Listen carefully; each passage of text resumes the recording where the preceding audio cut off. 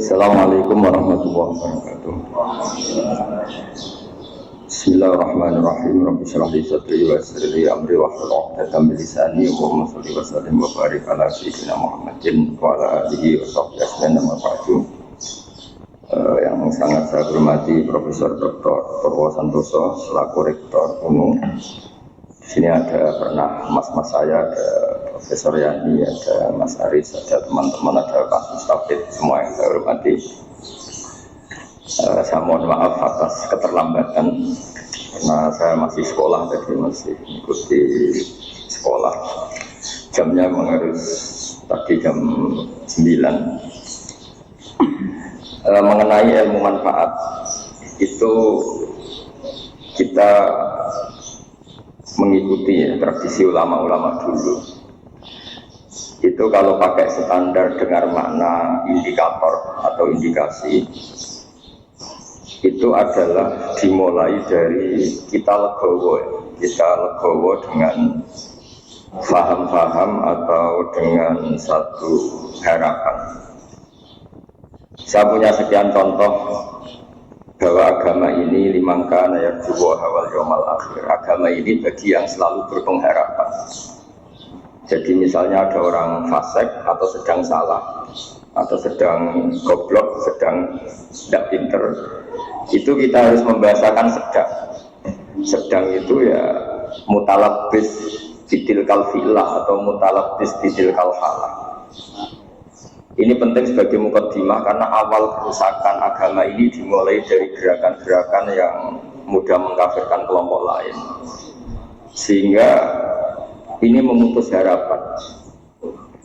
Jadi saya mohon kepada Bapak Profesor, Bapak semua yang terlibat dalam pendidikan itu, terutama ini menyemaikan harapan. Orang yang sekarang sedang jatuh bisa saja suatu saat bangkit. Yang sedang fasik bisa saja suatu saat soleh, sehingga agama ini diperuntukkan dimangka layak jiwa wal yaumal akhir, bagi yang selalu berpengharapan. Sehingga agama ini tidak boleh main vonis mengkafirkan orang lain, terus kemudian menganggap kelompok lain tidak termasuk Islam, itu tidak boleh.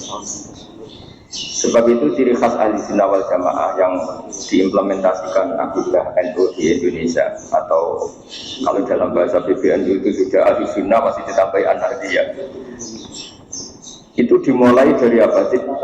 Itu dimulai apa? Yang tidak mudah mengkafirkan orang lain. Karena sekali gerakan ini itu tumbuh dan kita masuk ke situ, maka orang Islam itu otomatis berkurang, karena yang hakikatnya masih Muslim kita anggap kafir. Yang hakikatnya suatu saat tobat kita vonis atau kita statuskan, bisa stigmatis sebagai orang yang jelek, sehingga nggak ada harapan lain lagi untuk baik. Sebab itu pengajian ini atau ngaji ini saya mulai dari ciri khas mazhab ahli sunnah wal jamaah tentang ilmu manfaat. Ilmu manfaat itu ilmu yang orang itu selalu berharap kepada Allah Subhanahu wa Ta'ala. Limangkana yarjuwa wal yaumal akhir. Saya beri beberapa contoh masail fikih. Ada orang misalnya mati bunuh diri atau mati karena minum oplosan. Itu di Syarhun Nawawi, syarah hadis Nawawi ketika mensyarahi Sahih Muslim. Gimana hukumnya orang yang mati karena oplosan atau karena bunuh diri? Sebagian ulama mengatakan jangan datangi jenazahnya, sebagai hukuman biar nggak ada lagi yang mati bunuh diri. Ada ulama yang berpendapat tetap kiai itu datang, karena bunuh diri itu sudah salah, dan kalau kiai-kiai tidak datang maka ditakutkan ada kegiatan baru dalam mengelola jenazah, dan itu lebih bahaya. Misalnya ada orang mati oplosan karena orang-orang soleh tidak datang, kemudian komunitas mereka bikin satu tradisi baru dalam memakamkan jenazah, misalnya didusi arak, terus mayitnya hidup nongetan, atau dimakamkan begitu saja. Sebab itu pertanyaannya, lalu gimana? Ya al-maisur la yasqutu bil ma'zur, kita harus datang, setidaknya kita tetap mendatangi syariat Islam yang dalam mengelola jenazah dimakamkan secara benar, dimandikan secara benar, disolatkan secara apa? Nah artinya begini, kita datang ini sebetulnya bukan bentuk penghormatan ke orang fasik, tapi bentuk mengawal syariat Islam supaya tetap berjalan meskipun sedang menolak orang apa? Fasik. Jadi ini penting sekali saya utarakan supaya legowo kita sebagai pemandu ilmu atau pemandu mazhab Ahlussunnah wal Jamaah itu bukan urusan seneng dan tidak seneng, tapi kita ngawal syariat Islam ini kita. Caranya apa? Ya tadi selalu berpengharapan di makana Jawa wal Jamaah. Kalau tadi dikatakan Pak Rektor misalnya susah menerapkan pesantren di kampus, tapi jangan pernah putus harapan. Al-Azhar itu ya kampus, tapi tradisinya pesantren. Di situ ada ijazah Toriko, ada ijazah cara menghafal Quran secara benar, tapi tetap tradisinya itu kampus. Nah, saya memulai makalah ini dengan buku yang dengan baca semua, yang dengan Jawa, nanti tak baca secara untuk bagian yang pokok-pokok. Saya mulai dengan ilmu manfaat itu, ilmu yang kaya apa?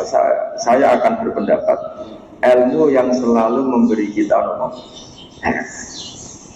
jadi agama ini kata Allah liman kana yarjuha wal yaumal akhir, bagi selalu yang punya.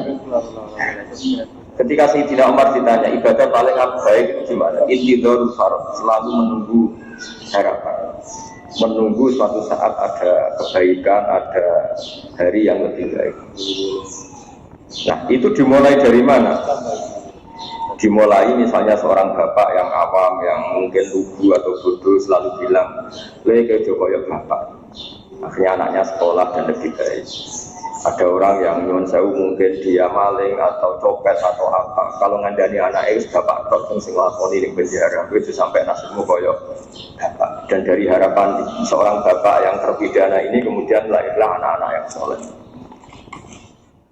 Ketika orang-orang kafir Mekah yang sangat sadis kepada Rasulullah SAW itu sampai Malakul Jibal itu nggak tega, terus menawarkan ya Rasulullah hari ini saya diutus Allah untuk apa? Untuk menghancurkan orang-orang Mekah yang mengusir engkau, yang menyakiti engkau. Tapi kata Nabi jangan. Asallahu ayyukhrija min aslabihim ma ya'buduha wa la yusyriku bihi syai'an. Mungkin bapaknya kafir, tapi saya berharap nanti anak-anaknya menjadi mukmin. Jadi orang yang kafir saja Nabi tidak butuh harapan. Ini bukti itu ada di hadis Sahih di Bukhari. Dan betul, Abu Lahab punya putri namanya Durrah. Ada yang baca Durrah, itu mukminah sholihah. Abu Jahal punya anak namanya Ikrimah, ini termasuk sahabiyun jalil. Jadi agama ini digerakkan oleh harapan liman kana yarju. Bahkan ketika bapaknya belum, kan banyak sekarang di Indonesia. Banyak di Indonesia itu orang yang nggak bisa baca Quran, anaknya kafir. Dimulai dari mana? Dimulai dari sebuah apa? Harapan liman kana yarju wal yaumal akhir. Sebab itu dalam sebuah kitab Jami'u Ushulil Auliya, kitab tentang para wali, itu Abu Hasan Asy'adzili pernah mimpi. Di situ ketemu Nabi Nuh dan Nabi Muhammad SAW dalam mimpi. Itu Nabi Nuh digojlok begini sama Nabi Muhammad. Andaikan Nabi Nuh tahu bahwa dalam tubuh orang kafir bisa saja ada sperma nasamah namanya kalau dalam bahasa Arab, yang suatu saat menjadi mukmin. Misalnya Abu Jahal, ternyata dia menyimpan nasamah, yaitu nanti jadinya ada Ikrimah bin Abi Jahal. Mungkin buyut-buyut kita, orang-orang di negara-negara Eropa, mungkin banyak yang bapaknya kafir, atau yang karuan ya di Arab. Di Arab itu banyak orang kafir yang karuan di kitab itu Abu Jahal punya anak Ikrimah, Abu Lahab punya anak Darah. Andai kan Nabi Nuh tahu bahwa orang-orang kafir yang beliau maksudkan itu mati, padahal di tubuh mereka tersimpan nasamatan mukminah, bisa saja tersimpan calon-calon orang mukmin, maka mada'a ala qaumih, maka tidak akan masukkan kaumnya. Artinya apa? Kenapa Nabi Nuh yang termasuk ulul azmi akhirnya syariatnya Nabi Nuh menjadi syariat kita? Karena syariat kita tidak boleh robbila bazar alal ardi minal kafirina.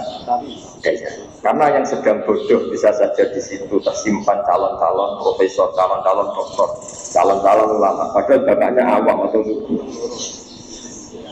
Maka Bapak Profesor Purwo, saya pernah ketemu profesor juga di Jogja, cerita, Gus sebenarnya saya dengan bapak saya tetap pinter mana.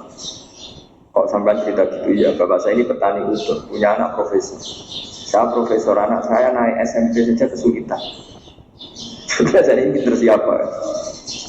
Makanya cerita yang favorit di Basiber gak agaknya Mbak Mun itu. Ada orang awam, duduk, punya anak alim alama. Setelah punya anak alim alama ini, anaknya ini punya pondok besar itu. Ya rata-rata santri itu kultus. Anaknya saja sealim ini apalagi bapaknya. Suatu saat bapaknya ke situ, sholatnya ya ada bener, ya ada bener. Santri itu masih bisa mentakwil. Ini mungkin jadab itu bahasa khusus pondok, mungkin punya perilaku khusus loh, yang sudah terbebas dari syariat. Suatu saat bapaknya ini kencing dekat musola, jadi juga agak bisa ditakwil. Wah ini kali ini betul-betul ya. Singkat cerita si santri memberanikan diri matur kiainya, Pak Yai, saya ini kecewa. Dulu saya kira bapak anda lebih pintar dibanding anda, karena anda alim betul. Ternyata bapak anda ini bodoh. Terus kata sang kiai tadi, orang cuma bapakku itu pintar, sing bodoh itu mbahku. Kenapa bapak jenengan pintar? Karena memutuskan punya keputusan terbaik dalam hidupnya, yaitu saya di pondok, karena saya jadi orang alim. Nak mbahku bodoh, berkurang atau pondok nopo. Artinya apa? Generasi bodoh itu bisa diakhiri. Maka sebetulnya seorang yang bodoh itu ya sedang bodoh. Bisa saja di sini menyimpan tadi nasamatan sing mukminatan, nasamatan alimatan, nasamatan sing mu'jizatan. Sehingga kalau dalam ngaji nahwu, ini juga orang-orang umum juga harus ngaji nahwu. Bahasa nahwu itu manusia itu berstatus seperti isim fa'il. Isim fa'il itu kalau fasikun berarti sedang fase, bukan permanen fase. Seperti kita misalnya mungkin kita sholikut, ya sebetulnya sedang soleh, bisa saja kita suul khotimah, sehingga tetap disuruh berdoa ya muqallibal qulub tsabbit qalbi ala dinik. Lalu gerakan-gerakan ekstremis itu tidak mau belajar seperti ini. Kayak apa dulu Abi Sufyan musuhi Kanjeng Nabi, tapi akhirnya mukmin. Semua perang orang kafir itu dipimpin Abi Sufyan. Dulu ketika Nabi orang Islam kalah di perang Uhud, panglimanya orang kafir itu Wahsy, apa itu? Khalid bin Walid. Tapi akhirnya Khalid bin Walid masuk. Orang yang paling biadab di perang Uhud itu Wahsy, yaitu yang membunuh Sayyid Hamzah, juga akhirnya Islam. Maka ilmu nahwu itu penting, berarti fasikun ya di terjemahannya sebetulnya sedang fase, bukan berstatus fase, bukan berstatus permanen fase. Sehingga itu dipelajari oleh ulama-ulama. Kenapa? Karena dengan cara seperti itu ada harapan. Maka saya mohon, misalnya Universitas Endo yang di Jogja, misalnya masih kecil ya berharap lebih besar, misalnya kurang baik berharap akan lebih baik. Pokoknya hasil itu jangan sampai orang itu tidak punya harapan. Maka kata Sayyidina Umar, afdhalul ibadah intidharul haram. Ibadah terbaik adalah selalu punya apa? Harapan, dan berharap hari esok lebih baik, hari esok lebih baik. Dan awal dari kesalahan kita bermadzhab adalah madhab yang takfiri, yang memutus harapan. Ya, karena maknanya mengkafirkan itu berarti menutup orang lain dari rahmatnya Allah. Karena maknanya kafir itu penutup. Sehingga dalam sebagian bahasa Arab, petani itu bahasa Arabnya kufar. Karena maknanya itu penutup biji-bijian di tanah. Jadi bahasa kafir itu, makanya bahasa kafir kadang dipakai lain sakartum la azidanakum wa lain kafartum. Kenapa dikatakan kafartum? Karena menutupi nikmat yang diberikan Allah ke dia, pengingkar nikmat. Sehingga bandingannya kafartum dengan apa? Sakartum. Nabi Sulaiman juga pernah bilang, hada min fadli rabbi liyabluwani a'ashkuru apa?